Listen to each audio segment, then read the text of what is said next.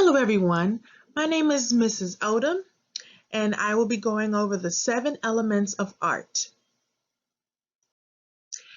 The first basic element is line.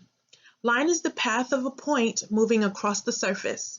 Lines can be literal and they can be expressive. This here is a literal line. You can see that it's a line and it's very even and it goes around and it has even weight. That means it has the thickness of the line. Also, there's gesture, which are loose lines that provide the general shape or movement of a subject. And then we have contour, which are general lines that provide the general shape or outline of an object. Then there are dotted lines that are points used to create line and shading, which is also called pointillism. Then you have a hatch, which are regular parallel lines used to create shading. Crosshatch lines, which are X-shaped lines to create shading that are a little bit more dense than hatched lines. Zentangle lines, which are a variety of lines that occupy a space. And then you have dashed lines, which are broken lines with spaces in the middle that are used to create shading or implied shapes.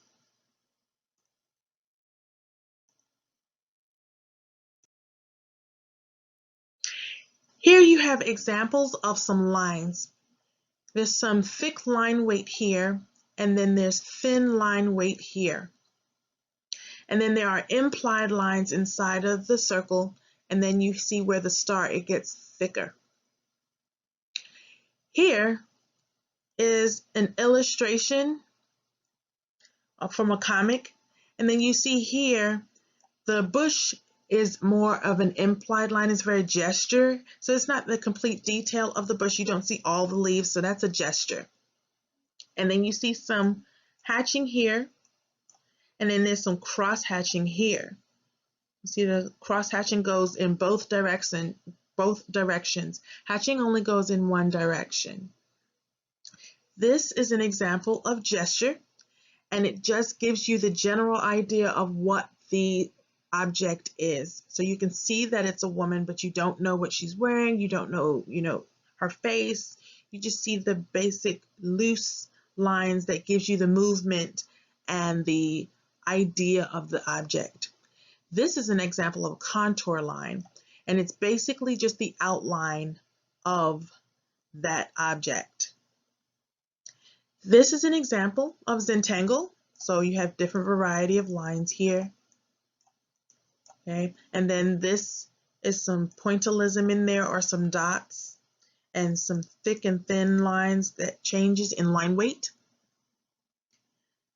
So, and then it's a little pop of color in there for your fruit bowl. This here is the line work for this piece. So you can see here that there are different line weights throughout the piece. And then here's some gestured lines of the cloud behind her. And then you have some dots behind her to give it a little bit of texture.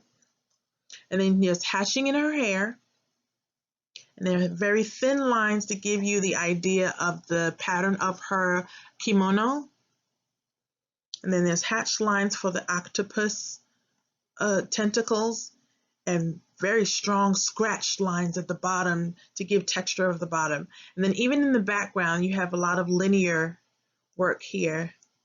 So it's some abstract lining and some drips here. So it's a lot of, this is very line intense in this piece. Here you have shape. And the definition of shape is a flat 2D subject. So that's height and width. It can be geometric, so this shape here is geometric, which means it's a regular defined shape like a circle, hexagon, or triangle. And then here you have organic shapes, which is an irregular shape like a leaf, cloud, or rock. And it usually refers to shapes of nature and sometimes also refers to abstract art as well. So here you don't have an actual shape of anything, but these are mountains, because that's the name of the piece. So, the title would give you the idea of the piece. And then you also have some line work in here too. You see that the white lines So sometimes people use line within their art piece. Okay, you see here, this is an idea of an organic piece. So none of these shapes are labeled shapes. I mean, you have a star here, and you have somewhat of a circle, but they're still kind of abstract. They're not very regular. But this artist did this on purpose. Stuart Davis, he did this on purpose. And then you also have here somewhat irregular on purpose, so it takes away the perfection of a regular circle. And then here you see the shapes of their blouses. So that gives you shape. There's only 2 dimensions, that there's no value there. There's no shadow, so it's very flat. So when you're dealing with shapes, they're going to be very flat. So these would not be considered shapes because they have value and form. They have volume and mass in them. So only their shirts have are shapes. Here is all shape. It's extremely flat on purpose. There's no value. There's no shading or anything. So it's a very flat piece, but the artist wants you to pay attention to the people and not necessarily the details. And then here you have form, which is a 3D subject, height, width, and depth, and it shows volume and mass in real form or on a picture plane. So here you see a cylinder, and then you can tell that it's form because you have a light source here. So a light source here and a light source there. And then you have your shadow here and your shadow there. That it gives you a realistic view of the forms. And then this is a hollow cylinder by using form of value. And then you have the shadows here. And you have your sphere. So a circle with form is a sphere, and a rectangle in form is a cylinder. So a volume takes up the height, length, and depth of a subject, and mass is any subject that takes up space. So this is taking up the space of the table. Here you have Diego Rivera's flowers. So she has her arms around these flowers, and you can see that they go around here. So it gives you an idea of depth. So it's not flat at all. And then here you have actually a flat surface. So this is a drawing, but it gives you the illusion that it's coming off the page. That's called trompe l'oeil, which means fools the eye. So it makes you think that it's lifting off of that page. And then here you have MC Escher's artwork, and you can see there's a book, and it looks very realistic, but it's a sketch. But it gives you an idea of volume, like these are, and then mass, because they're taking up the space of the table, they're on the book, right? And then you have here is a sculpture. It's a marble sculpture, and all sculptures are considered form because they all have height, they all have width, and they all have some sort of depth, all right? And you can tell by the shadowing that it has some sort of depth in it. Here, the background is 2D, but the woman in the painting has very strong sense of form. So you can see her shoulders and the roundness of her arms, her shoulder blades, her face. You can see where the light source is coming from, both angles actually. All right, so it's a very strong piece. This one is by Kehinde Wiley. All right, that brings us to value. Value is the relative lightness and darkness of a subject or surface. So you see here, all value must have some sort of light source. So this light source is coming from this direction.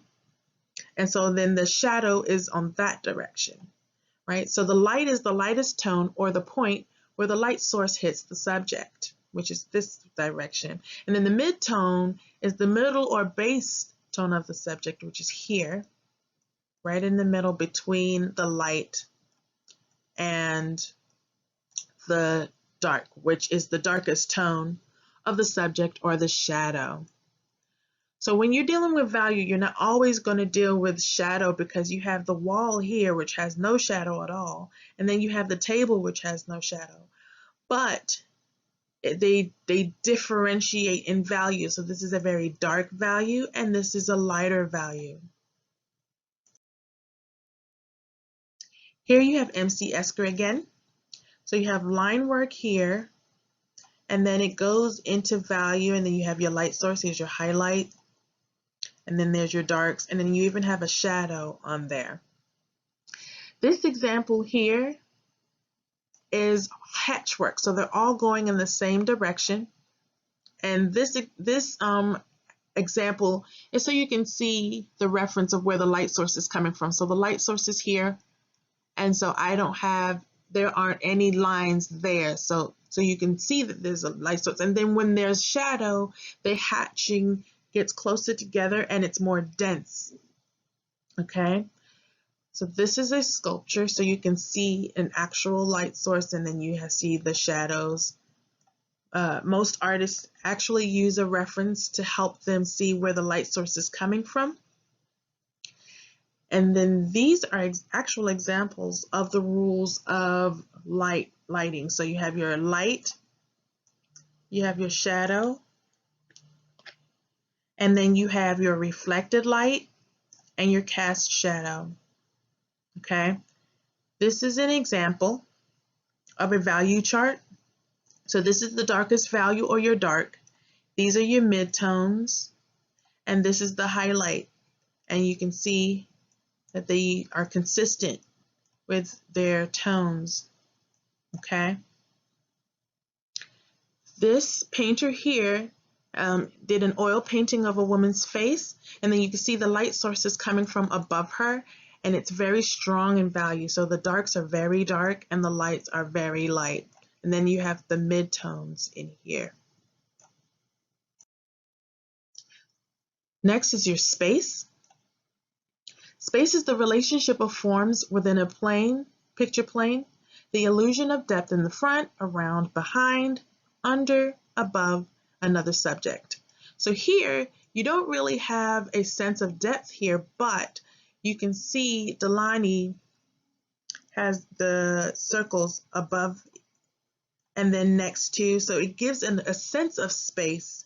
There's a relationship between all of the circles, and then these circles are in front of these circles. So he still follows the rules, but there just is no depth. It's very flat. It's a 2D painting, but he still has space in there. So you have silhouette, which is the positive and negative space of a subject and the picture plane. So here you don't really have a silhouette per se, but there is no negative space. So usually negative space means a white area that's behind or around a subject. So he used the entire picture plane for his painting. And then you have perspective, which is the illusion of depth in a space from a specific viewpoint. Now here he doesn't have any depth at all, but he understands the rules enough to break them and not have any depth and keep it flat on purpose. And then you have foreshortening, which is the extreme shortening of a portion of a subject to show that it is closer or farther away. And I'll show you some examples. So here you have an example of foreshortening. Okay, so his hands are very large, but that's because it's from the viewpoint of my eye level is at his hands. So his hands are closer to my face and his head is furthest away. So his body is skewed a little bit and it looks like he has a very small head and very large hands. That is forced perspective. This is an example of actual perspective or one-point perspective, because you can see this is the vanishing point here, or the center point, and everything is radiating from that point, and you can see it goes to nothing back there. And then you can see that this building is behind this arch, and then people are in front and there are people in the back, and they're overlapping each other. That is the use of space. And then you see these women here are in front of and behind each other. So they're using space. And then you have silhouette here.